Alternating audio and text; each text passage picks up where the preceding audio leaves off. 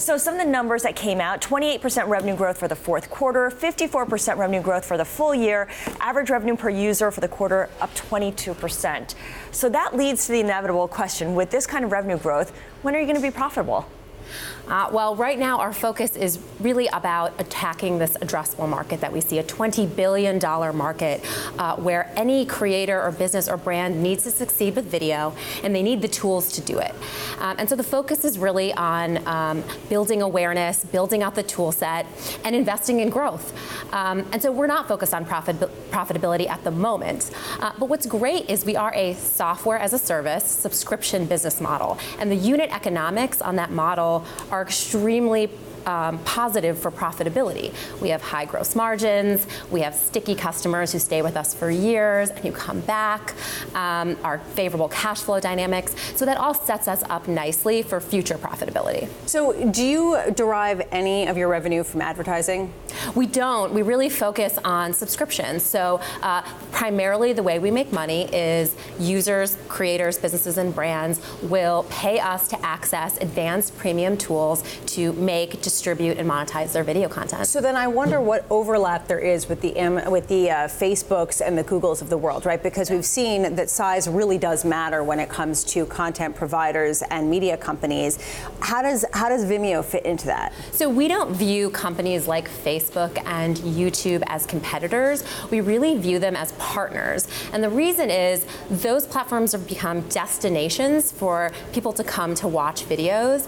And what we're doing is really enabling more creators to make content and then put that content out into the world. And that includes on their own website as well as on social media platforms like Facebook and YouTube. And we've even built integrations that allow you within Vimeo with one click to natively distribute your videos onto those platforms. So they really are partners, and the more that we succeed in enabling content and creators, the more that they succeed. You know, and this is important here when we consider how Vimeo has really transformed over the years, because when you first joined Vimeo back in 2014 from Amazon, you started off in marketing, and it was a very different company back then. It had aspirations of being the next Netflix, right? To serve viewers, and it was you who kind of shine the light on maybe we should serve the creator community instead. Why was serving the viewers not the right strategy for Vimeo then and now and in the future? Yeah, so the reason it wasn't the right strategy for us is because there are many other platforms that are doing it and doing it well. And so perhaps I think, too many. Yeah, I mean, I think you could argue that. And certainly, I think when we looked at the market, it became clear that if we were to pursue that strategy, we wouldn't really be solving a problem that isn't being solved today.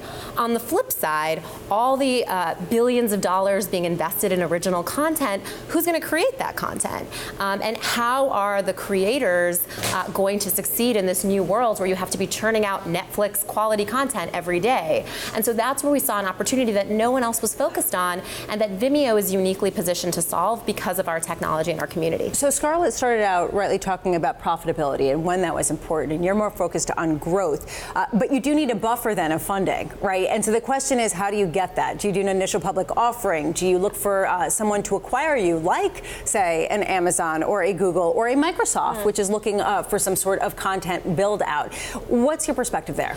Yeah, so Vimeo today is owned by IAC, public company, and the reality is today IAC has the capital and the patience and the ambition to help us achieve our goals. And so I think we're really well set up to succeed and to sort of address this opportunity in the market. Of course, if a time comes when we need to stand on our own or we need additional capital, we would look to alternative measures. But right now, the focus is on executing on the strategy and really bringing our mission to life. Now, who would make that decision to go public when that time comes along? I mean, walk us through the process for determining a timeline or time frame. Well, again, there is no time frame. I think the way that it would typically go is it's a process that IAC would embark on with Vimeo and with myself.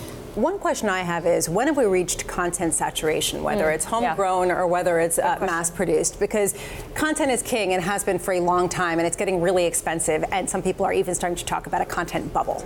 Yeah, so I think my perspective is that content is unlikely to be saturated anytime soon. And in particular, think about social media as an example. If you are a business or a brand, even a small coffee shop, you have to create video now every week for social media. If you make a video on Monday, by Friday, it's time to produce more content.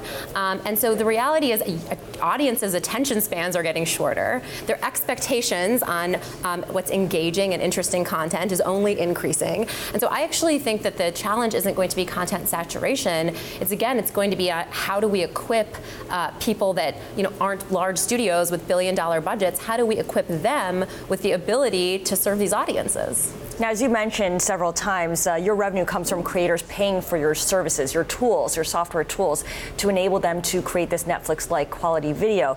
You don't show any ads, you don't sell any ads, but you do sell the content. Well, you make content available for licensing, and that's this new initiative called Vimeo Stock. How much does that contribute to revenue, and where do you see it contributing in the next 5 years? Yeah, so we recently launched Vimeo Stock, which is a marketplace that lets our creators license some of their content to businesses and brands so that they can make better videos. It's a very new initiative for us and really an attempt to leverage not just the tools and technology that we offer, but our community. We have a community, we have over 90 million members of some of the best creatives in the world. And that's another reason for people to come to our platform and use us. So all in, I think these are early days for those type of marketplace dynamics, but also I expect in the future that they will become big parts of our offering and our value proposition.